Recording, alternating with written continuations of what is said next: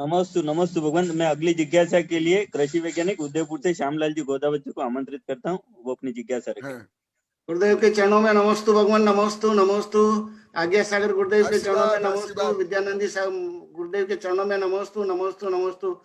गुरुदेव, आज का प्रवचन बहुत ही विशेष रहा गुरुदेव, बहुत ही विशेष, बहुत आह्लाद और बहुत खुशी हुई गुरुदेव। आज के प्रवचन में आपने पूरी फिजिक्स को इन्वॉल्व कर दिया, केमिस्ट्री को इन्वॉल्व कर दिया, पूरा बायोलॉजी का इन्वॉल्व कर दिया।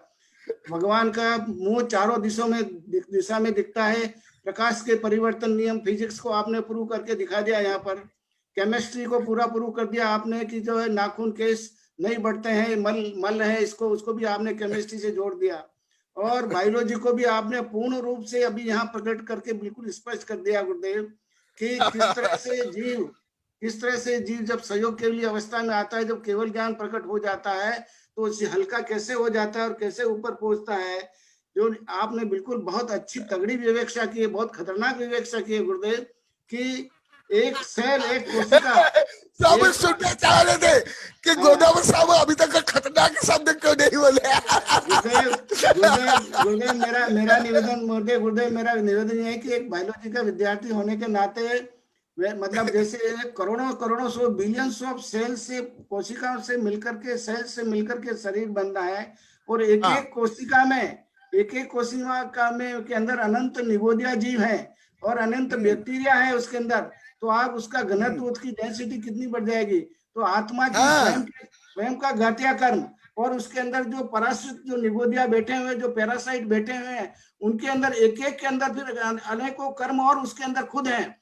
तो मतलब अपने खुद के घातिया कर्म के अलावा से अनंत गुना घातिया कर्म उस निगोदिया जीव के और बैक्टीरिया के हैं। तो मतलब वो शरीर कितना भारी होगा इसकी कल्पना अपन कर सकते हैं। तो मतलब इस वजह से जब घातिया कर्म उनके स्वयं निकल जाते हैं, हट जाते हैं, तो निगोदिया का और जो वायरस बैक्टीरिया है वो अपने आप स्वतः निगोदिया, जो क्योंकि मूल शरीर हट गया, तो मूल शरीर से घातिया कर्म हट गया तो वो सारे निगोदिया जीव और सब निकल गए, शरीर हल्का हो गया। आपने बैलून का उदाहरण देके बहुत अच्छा समझाया कि बैलून किस तरह से ऊपर जाता है। आज बहुत सुंदर विवेक से गुरुदेव आपने करी। तो यही विचार था, मैं पहले बोला था पर सब बोले जो सामान्य व्यक्ति रहते हैं, आपके वैज्ञानिक प्रोफेसर, ये तो समझ लेते हैं, पर जो सामान्य लोग को उच्च विज्ञान नहीं समझते, इसलिए विज्ञान कम बोलना, इसलिए मैं बहुत दिन से विज्ञान कम बोला। और यदि आप लोग चाहोगे और इससे उच्च विज्ञान को जोड़ करके बताऊंगा। बहुत ही आज की बहुत बड़ी विशेषता आज के प्रवचन में विज्ञान से संबंधित रही गुरुदेव। और आपने फरमाया कि किस तरह से छिपकली अपने आप को सुरक्षा करने के लिए उसकी पूंछ कट जाती है और वापस बढ़ जाती है। ये बिल्कुल मैं बायोलॉजी में मैंने देखा है। मछली स्टारफिश, इसमें सिलेमेंडर का भी उदाहरण दिया आपने, सिलेमेंडर में भी होता है और ये रेप्टाइल्स और हैं उनमें भी होता है। और मछली एक तारा मछली करके होती है, स्टार फिश होती है।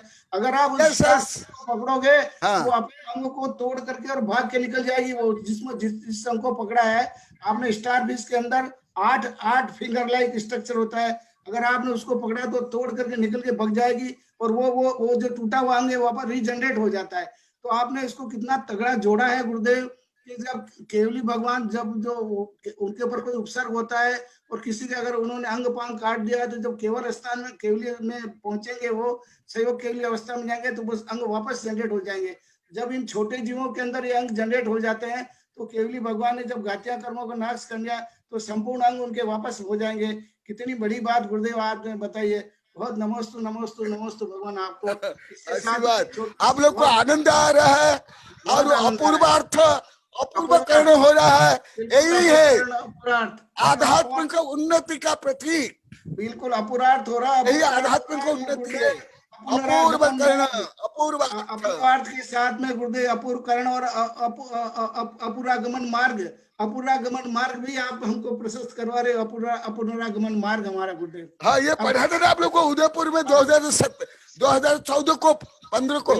हाँ गुरुदेव। अब एक गुरुदेव इसके साथ एक छोटी सी जिज्ञासा में और जानना चाहूंगा गुरुदेव आपसे कि जब चारों घातिया कर्म का नाश हो जाता है और क्षयिक अवस्था प्राप्त हो जाती है तो वीर्यांतराय कर्म के बाकी सबका उपयोग तो पता लग गया गुरुदेव सबके, पर वीर्यांतराय कर्म के अंदर लाभ का और लाभ का उसका लाभ जो विरंत्रय में होता है, लाभ, भोग और उपभोग।